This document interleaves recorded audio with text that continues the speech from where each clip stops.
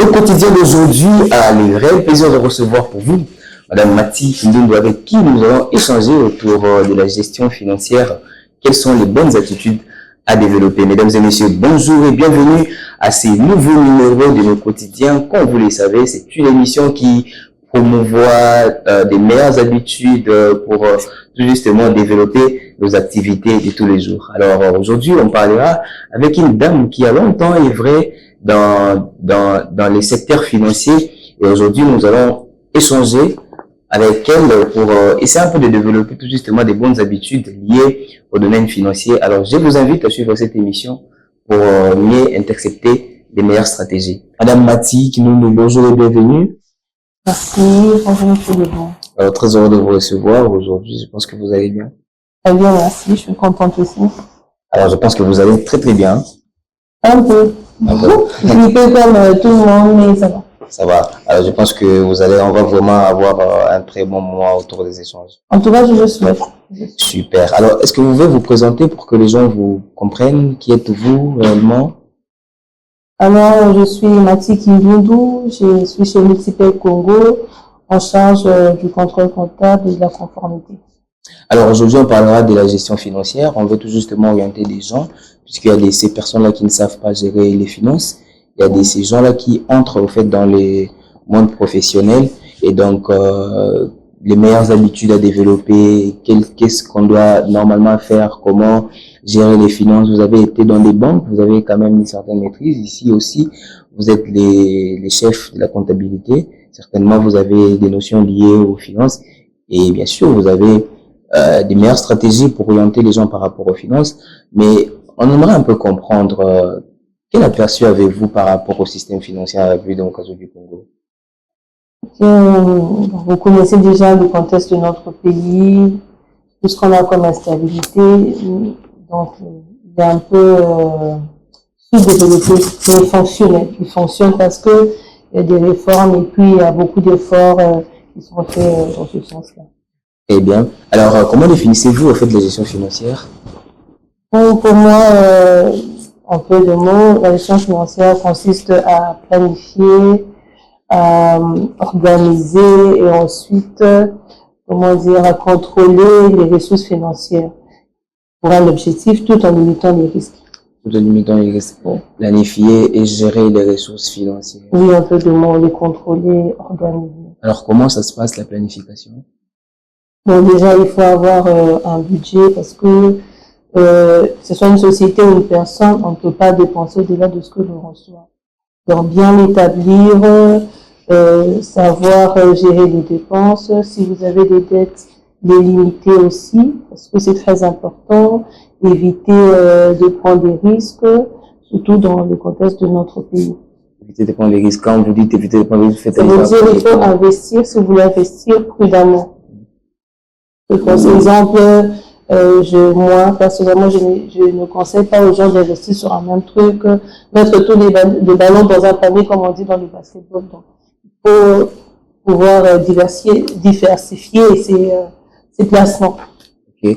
Alors, pensez-vous qu'ici, en République démocratique du Congo, investir est rentable? Comment ça se passe au fait de l'investissement? C'est très rentable parce que dans notre pays, on a beaucoup de richesses, on a une population qui est énorme et c'est une source pour nous parce qu'on peut investir dans n'importe quoi, dans tout ce que l'on veut, mais n'est pas rester figé dans un domaine. Okay. Donc, quand tu vas dans le transport, vous savez que même dans le transport, on peut trouver, on peut investir dans les motos, on peut investir dans les voitures, dans les bus, vous allez au marché, vous pouvez tout vendre, tout le monde peut tout acheter. Mais moi, ce que je conseille, c'est investir prudemment. Prudemment. Alors, vous avez dit que notre pays, c'est un pays à risque. Mais est-ce que... C'est un pays à risque, mais on n'est pas très développé dans ce sens-là parce qu'il y a l'accès limité. On n'est pas très développé, c'est qu'il y a des choses qui n'avancent pas. Et du coup, si l'on veut vraiment investir, est-ce qu'il y a des secteurs dans lesquels on ne peut pas toucher pour ne pas tomber dans des pertes? Non. Moi, je ne dirais pas qu'il y a des choses qui ne marchent pas, je dirais plutôt qu'il y a des efforts qui sont fournis. Donc, il faut faire une étude avant d'investir. il faut voir dans les milieux dans lesquels on évolue, il faut étudier les risques financiers, dans tous les domaines. Parce qu'on peut pas tout vendre n'importe où, on peut pas tout investir n'importe où. Si vous allez dans un endroit où la terre n'est pas bonne, on va pas vous demander d'investir dans le champ. Si vous allez dans un endroit où il y a un feu, on vous conseille plutôt d'investir dans tout ce qui est, par exemple, vente de poissons, que autre chose. Donc, ça dépend du milieu. Je sais pas conseiller comme ça, mais je propose juste aux gens de faire des analyses avant et épargner aussi. Parce que l'épargne, c'est un peu comme notre source d'urgence. Alors, ouais, épargner, c'est notre source d'urgence. On entre directement dans ça. Est-ce que tu penses vraiment qu'il y a par rapport à votre observation, quand vous étiez normalement quand vous travailliez dans la banque, est-ce qu'il y a vraiment du développement dans l'épargne auprès des Congolais? Est-ce que les Congolais épargnent suffisamment? Non, malheureusement, beaucoup d'efforts aussi doivent être fournis dans ce sens-là. Il y a une éducation financière à donner aux Congolais parce que il y a eu des précédents, le Congolais a peur de la banque, le Congolais n'a pas confiance en la banque, le Congolais a peur d'investir. Mais moi, je conseille en tant que banquier, vous pouvez investir dans tout, épargner en fait, épargner dans tout ce que vous avez, peu importe le revenu, faites un effort de mettre un peu d'argent de côté. Mais c'est quoi les risques d'épargner dans les banques? Pourquoi ils ont peur, justement, d'épargner? Juste une phobie par rapport aux précédents histoires. Aux précédents. Mais quels sont ces précédents-là? On peut avoir beaucoup plus d'éclaircissements. Non, mais il y a des trucs qui sont arrivés avant moi, donc je sais pas trop, mais je sais que, comme moi, vous savez, le Congolais a vraiment peur d'épargner. Mais c'est un travail que nous devons, nous, en tant que banquiers et les autres acteurs, travailler là-dessus. Donc, donner l'éducation à la maman du marché, lui dire que épargner, c'est à table de l'argent, bien au contraire, il y a des intérêts qui sont donnés. On doit promouvoir, en parler de temps en temps, encourager dès le bas âge, même nos enfants à épargner. Tu as 100 francs, tu peux épargner. Voilà. Mais c'est que ce sont les banques qui n'approchent pas, justement, des commerçants. Si. Sauf que, vous savez qu'on est nombreux, non? Mais je pense que 10 ans plus tôt, on n'avait pas, les gens n'étaient pas aussi souples pour les banques. C'est un travail qu'on fait. C'est pour ça que je vous ai dit tout à l'heure qu'il y avait des efforts qui sont fournis. On peut le voir, mais c'est pas assez. Il faut continuer à en parler. Alors, quelle étude faites-vous par rapport à la gestion des dettes? Puisqu'il y a des gens qui viennent dans des banques, prendre des crédits, mais après, ils n'arrivent plus à rembourser l'argent. Et comment ça se passe au fait, la gestion des dettes en RDC par rapport à votre expérience? Déjà, la dette, elle n'est pas mauvaise de base. Mais il faut pas, c'est que nous déconseillons, c'est le surendettement. Chacun connaît ses moyens. Il ne faut pas prendre le risque au-delà de ses moyens. Il ne faut pas dépenser au-delà de ses moyens. Ça veut dire qu'il faut avoir un projet bien précis et établir, bien planifier son budget. C'est seulement comme ça qu'on peut éviter le surendettement. Quand tu sais ce que tu vas faire avec de l'argent, tu connais exactement le montant dont tu as besoin, c'est limité à ça. Et étudier les risques, comme on a dit tout à l'heure, les risques de milieu, de l'activité, et ensuite les payer à temps. Et attends, je pense que le Congolais a ce problème, il faudrait bien respecter les dates parce que on vous donne avec des intérêts. Alors, moins on respecte les intérêts, plus on respecte les délais, plus les intérêts augmentent. Dans ce sens-là. Alors, Isaïe. Et ensuite, excusez-moi, je vous coupe la parole. Et l'objet du crédit. Quand vous demandez une dette, il faudrait avoir un projet bien précis. Donc, si vous nous demandez de l'argent pour construire, restez dans la construction.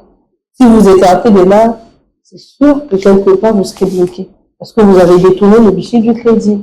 Il arrive qu'on a un plan bien précis, mais des réalités sont tout autres. Alors, comment s'adapter au fait à ça? Puisqu'il peut arriver que, voilà, j'avais pris un crédit pour faire ça, avec un plan qui a été bien détaillé, mais il arrive que des réalités ont détourné, au fait, les plans qui a été établi par rapport à ça. Il arrive que j'ai un peu beaucoup plus de dettes qu'est-ce qui a été prévu. Alors, comment faire pour se ramener tout justement à la cause qui a été au fait planifiée? Donc déjà, pour ça, toutes les banques aujourd'hui aident les clients à faire cette analyse. Quand vous venez vers nous pour avoir une dette en crédit, on va dire, on vous aide, on vous attribue quelqu'un qui vous aide à faire cette analyse. On descend sur terrain pour analyser déjà si vous avez une activité. Parce que c'est bien important. Moi, je conseille aux gens de prendre des dettes parce que vous avez déjà une activité qui fonctionne, vous pouvez renforcer par exemple. Donc, on va sur place, on étudie les milieux, l'activité aussi, les risques autour de ça, on en sort un résultat. Et qui fait que parfois, vous allez dans une banque demander 100 000, mais on ne sait pas vous l'accorder. On vous donne un peu, enfin, on vous donne moins par rapport à ce qu'on a trouvé. Alors, les clients aussi doivent être pas capables de l'accepter parce qu'on va lui dire, l'analyste au crédit ou le chargé de crédit qui sera avec lui, qui va l'accompagner durant tous les processus, on va lui montrer que par rapport à l'activité, vous pouvez rembourser ça, votre capacité de remboursement est celui-là, les charges sont tel montant et tout. Par rapport à ça, nous décidons de vous donner tel montant. Et aussi, la dette, c'est pas seulement prendre un chiffre, mais c'est savoir qu'est-ce qu'on peut rembourser. Qu'est-ce que l'activité que moi j'ai peut rembourser? C'est quoi ma capacité de remboursement? Ça, c'est très important. Alors, Madame Kimilundu est notre invitée d'aujourd'hui. Comme vous le savez, nous sommes en train tout justement de parcourir les contextes liés à la gestion financière. Elle vient de nous conseiller qu'avant d'avoir des dettes, il faut bien sûr avoir une activité qui soit rentable, mais aussi avoir un plan qui est bien détaillé et avoir des stratégies pour le rembourser. Alors, on revient tout justement dans ces numéros qui est aussi chaleureux. Alors, quelles sont les meilleures stratégies pour mieux gérer ses finances? Donc déjà, mon premier conseil, c'est vraiment ne pas dépenser au-delà de ce que nous avons. Vraiment, faites un effort et ne pas dépenser au-delà de ce que vous avez comme revenu. Donc, exemple un peu pragmatique, comment ça se passe? Donc, si je suis payé, par exemple, $600, je ne peux pas dépenser au-delà de $600, ça ne s'explique pas. Je suis obligé de demander.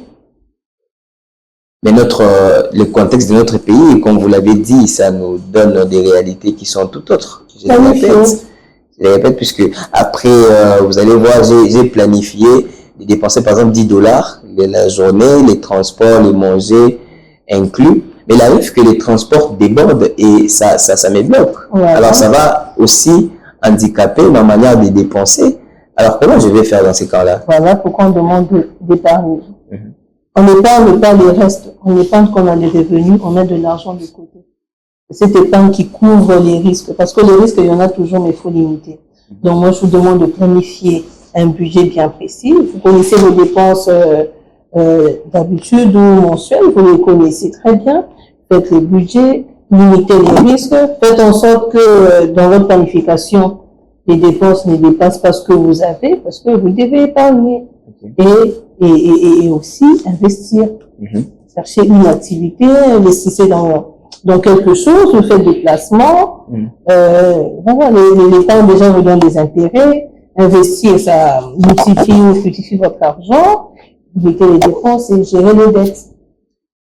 Avoir un plan qui est bien défini, n'est pas dépenser au-delà de ce que vous recevez, investir et puis limiter les dettes. Ça, ce sont là les plus moi, c'est vraiment mon conseil à moi. Alors, vous avez été pendant 10 ans dans une banque. Vous avez travaillé pendant 10 ans dans une banque. Alors, quelle a été votre expérience la plus marquante? Comment ça s'est passé au fait, votre expérience dans la banque? Puisque les gens pensent que pour travailler dans une banque, au fait, faut avoir beaucoup de diplômes, il faut étudier pendant longtemps. Et quand on parle des banques, on voit des chiffres, on voit beaucoup d'argent.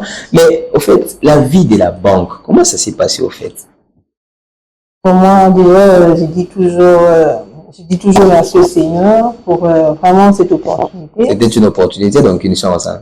Bon, c'est pas ce que j'ai déjà rêvé de faire. En fait, quand j'ai grandi, en fait, j'avais autre chose à faire. J'avais des rêves que je devais faire. J'avais un autre plan. Moi, je voulais être styliste. Oh. Ah oui. Céleste. C'est vraiment ça mon rêve d'enfant et tout. Mais magicien quand même, hein, c'est toujours. Oui, oui. Mais quand j'ai eu un diplôme, il fallait trouver du travail comme tous les Congolais. Il y a eu, disons, je peux citer le d'abord? Oui, pas de problème. Advance Bank a lancé des trucs, je postulais, j'ai fait mon test, j'ai reçu le test, on était nombreux, il y a eu 3 entretiens.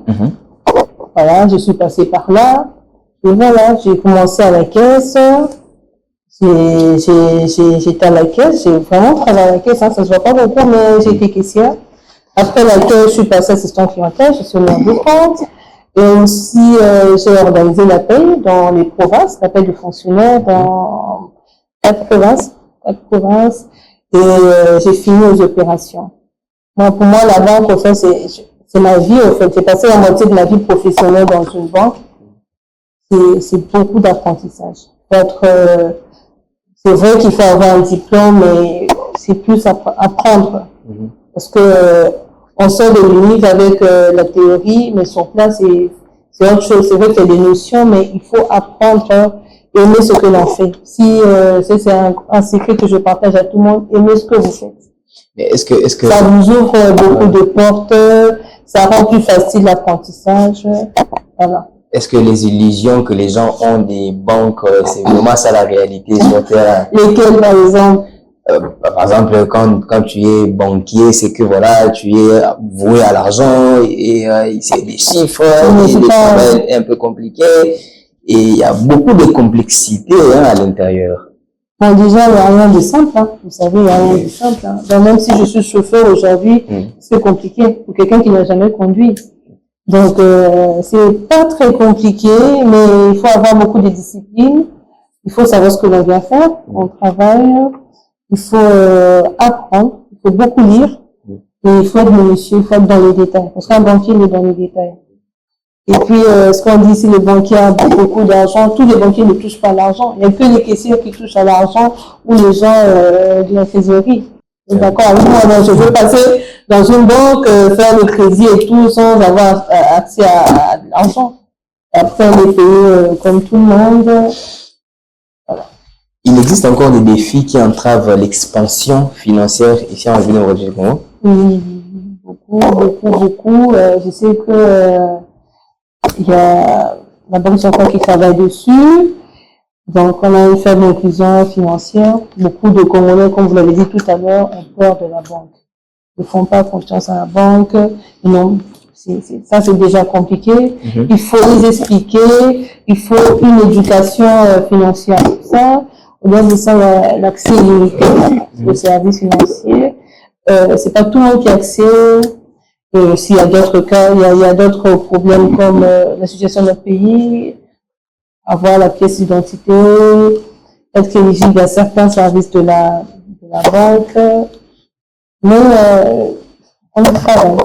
Alors, que faire pour trouver son équilibre financier, pour équilibrer au fait son système financier étant individu? Bon, un individu, c'est pas compliqué. Hein. Je reviens sur l'épargne. C'est pas parce que je suis banquier, mais je reviens sur l'épargne. Il faut toujours épargner, planifier, savoir bien gérer ses dépenses. Ils ne doivent pas dépasser les revenus, limiter les risques. Investissez si vous pouvez, en tout cas prudemment et intelligemment. Alors, vous êtes ici, maintenant, à Multipay. Je pense que il y a un grand nombre de Congolais qui ne connaissent pas la société. C'est quoi, au fait, Multipay? Comment ça se passe? Quels sont ses services? Multipay, c'est le service interbancaire qui facilite l'interopérabilité entre les banques. Donc, le fait que les banques communiquent, c'est Multipay. En tout cas, du côté monétique. Multipay, c'est aussi Agency Banking. C'est une plateforme qui, juste avec son téléphone, on peut payer ses factures, on peut acheter du crédit, on peut prendre de l'abonnement, tous les abonnements, télévision. Vous êtes plus en communion avec les banques et les individus. Et les individus. Les individus. Parce que nous facilitons l'individu. Ceux qui n'ont pas accès ou bien qui n'ont pas facilement accès aux services bancaires, on les offre ça dans une plateforme, dans leur téléphone. Ça veut dire que la maman du marché qui a peut-être peur de la banque, ou qui ne sait pas arriver, ou le monsieur qui est occupé par son travail ne sait pas effectuer un paiement, à partir d'une plateforme que nous, Multipay, nous avons mis en place, je règle tout par juste avec un clic au téléphone. Donc si je veux payer par exemple mon abonnement, je ne vais pas citer le truc, je prends mon téléphone, je paye.